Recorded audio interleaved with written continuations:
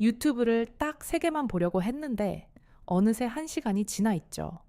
분명 쉬려고 켰는데 더 피곤해집니다. 쉬었는데 왜 더 지칠까요? 많은 사람은 여기서 이렇게 말합니다. 나 도파민이 망가진 것 같아. 그래서 요즘 유행하는 말이 있죠. 도파민 디톡스. 그런데 먼저 바로잡아야 할 게 있습니다. 도파민은 몸에서 없애야 하는 독소가 아닙니다. 오늘 이 영상에서는 도파민을 끊는 게 아니라 다시 설계하는 방법을 이야기합니다. 끝까지 보시면 오늘 당장 바꿀 수 있는 한 가지를 가져가실 수 있습니다. 도파민은 흔히 쾌락, 호르몬처럼 소개되지만 실제로는 좀 다릅니다. 핵심 기능은 보상 예측과 동기, 그리고 학습입니다. 쉽게 말해서 이 행동을 다시 하라고 표시를 남기는 신호예요. 그래서 짧고 강한 보상이 반복되면 뇌는 그 패턴을 아주 빨리 배웁니다. 특정 시간, 특정 장소, 특정 기분과 보상이 자꾸 연결되면 나도 모르게 손이 먼저 갑니다. 의지가 약해서가 아니라 단서와 보상이 이미 연결돼 버린 거예요. 여기서 많은 사람이 오해합니다. 그럼 아무 즐거움도 누리지 말아야 하나? 아닙니다. 문제는 즐거움 자체가 아니라 비율입니다. 너무 쉽고 너무 빠르고 너무 자주 들어오는 보상이 다른 보상들을 다 밀어내는 것. 뇌가 망가졌다기보다 보상 포트폴리오가 한쪽으로 과하게 쏠린 겁니다. 주식에 비유하면 하이리스크 단타만 가득한 포트폴리오인 셈이죠. 한번 점검해 보세요. 아침에 눈 뜨자마자 쇼츠를 봅니다.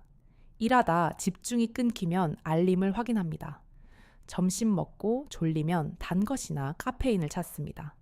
밤에는 피곤한데도 영상을 틀죠. 하나하나는 사소해 보입니다. 그런데 이 사소한 즉시 보상들이 하루 종일 끊임없이 들어오면 뇌는 점점 강한 자극에만 반응하기 시작합니다. 그러면 책 읽기, 긴 대화, 느린 산책, 한 가지 일에 오래 집중하기, 이런 것들이 갑자기 재미없어져요. 그래서 쉬는 시간마다 분명 뭔가를 보고 있는데 끝나고 나면 쉰 느낌이 없습니다. 이유는 간단합니다. 회복은 들어오지 않았고 자극만 들어왔기 때문이에요. 몸은 멈춰 있었지만 뇌는 계속 비교하고 예측하고 다음 자극을 기다리고 있었던 겁니다. 여기서 중요한 구분이 있습니다. 쉬는 것과 자극을 소비하는 것은 전혀 다릅니다. 그래서 핵심은 디톡스가 아닙니다. 박멸도 아닙니다. 재설계입니다. 내 뇌를 공격하는 게 아니라 내 보상 환경을 다시 설계하는 거예요. 이 차이가 왜 중요하냐면요. 공격 프레임으로 들어가면 오래 못 갑니다. 며칠 참다가 죄책감만 남고 결국 더 센 자극으로 돌아갑니다. 완벽하게 끊겠다고 선언한 다음 날 더 오래 보게 되는 거죠. 하지만 재설계 프레임으로 들어가면 이야기가 달라집니다. 무엇을 끊을까가 아니라 무엇을 줄이고 무엇을 회복할까로 질문이 바뀌기 때문이에요. 그러면 구체적으로 무엇을 바꿀 수 있을까요? 크게 4가지가 있습니다. 첫째, 아침의 첫 입력을 바꾸세요. 아침 20분은 하루의 기준선을 정하는 시간입니다. 이때 쇼츠와 알림으로 시작하면 뇌는 아주 이른 시간부터 고속 보상 모드로 올라갑니다. 그러면 오전 내내 그 속도에 맞춰야 하니까 집중해야 할 일이 더 힘들어져요. 대신 물 한 잔, 햇빛, 가벼운 스트레칭, 짧은 산책처럼 느리지만 몸을 깨우는 입력을 먼저 넣어보세요. 시작, 속도를 바꾸면 하루 전체의 자극 임계치가 달라집니다. 둘째, 몸을 움직이세요. 여기서 중요한 건 벌 받듯이 하는 운동이 아니라는 거예요. 죄책감에서 시작하는 운동은 오래 못 갑니다. 핵심은 뇌가 다시 안정적인 보상을 느끼게 만드는 움직임이에요. 거창할 필요 없습니다. 하루 20분 빠른 걷기, 자전거, 계단 오르기부터 시작할 수 있어요. 숨이 약간 찰 정도의 활동을 규칙적으로 넣는 것, 그게 핵심입니다. 실제로 중등도 이상의 신체 활동은 기분 조절과 집중력에 즉각적인 효과가 있다는 연구 결과들이 있습니다. 셋째, 수면을 지키세요. 많은 사람이 도파민 얘기를 하면서 수면을 빼먹는데 사실 이게 가장 기본입니다. 수면이 무너지면 다음 날 보상 조절도 같이 무너져요. 잠이 부족하면 더 예민해지고 더 짧은 보상에 끌리고 더 쉽게 무너집니다. 이건 의지의 문제가 아니라 다음 날 뇌의 조건이 달라지는 문제예요. 잠들기 1시간 전에는 화면 노출을 줄여보세요. 그것만으로도 수면의 질이 눈에 띄게 달라질 수 있습니다. 넷째, 쉬운 보상에 마찰을 넣으세요. 완전히 없애는 게 아니라 접근 경로를 살짝 불편하게 만드는 거예요. 가장 자주 여는 앱을 첫 화면에서 빼보세요. 자동 재생을 꺼보세요. 밤에 침대 옆 충전 대신 방 밖 충전을 해보세요. 별것 아닌 것 같죠? 그런데 이런 작은 마찰이 단서와 행동 사이를 끊어줍니다. 뇌는 늘 편한 길로 가려 하기 때문에 편한 길을 조금만 덜 편하게 만들어도 행동이 달라져요. 그런데 여기서 하나 더 중요한 게 있습니다.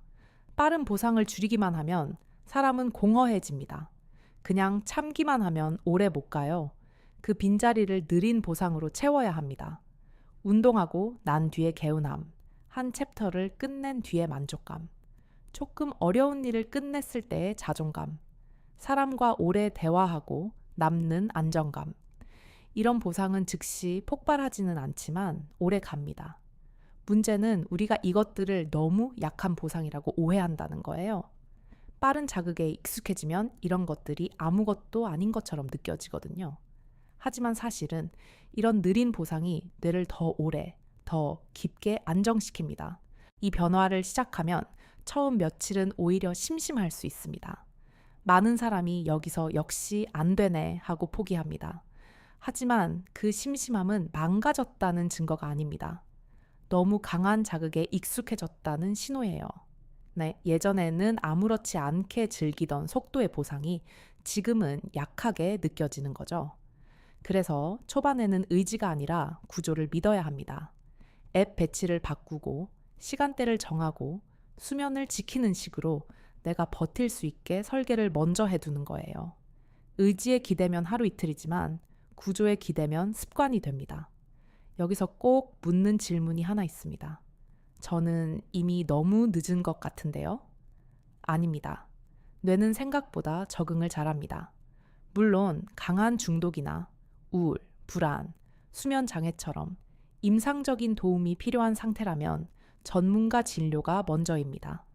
하지만 많은 사람에게는 생활 리듬을 다시 세우는 것만으로도 분명한 변화가 시작됩니다. 정리해 볼게요. 도파민을 없애야 하는 게 아닙니다. 너무 쉬운 보상이 하루를 지배하지 못하게 해야 합니다. 아침에 첫 입력을 바꾸고 몸을 움직이고 수면을 지키고 쉬운 보상에 마찰을 넣고 그 빈자리에 느린 보상을 다시 채우는 것. 이것이 디톡스보다 훨씬 현실적인 회복 전략입니다. 우리는 자꾸 의지가 부족하다고 생각합니다. 하지만 많은 경우 문제는 의지가 아니라 설계입니다. 내 뇌가 이상한 게 아니라 내 일상이 너무 자극적으로 설계되어 있었던 거예요. 자신을 디톡스할 대상처럼 대하지 마세요. 다시 설계할 시스템처럼 대하세요. 그러면 도파민은 적이 아니라 다시 내 편이 될 수 있습니다. 오늘 딱 한 가지만 바꿔보세요. 내일 아침 20분 휴대폰 대신 햇빛을 보는 것. 그 작은 선택이 보상 구조를 내가 다시 가져오는 첫 번째 출발점입니다. 이 영상이 도움이 되셨다면 좋아요와 구독 부탁드립니다. 다음 영상에서 또 뵙겠습니다.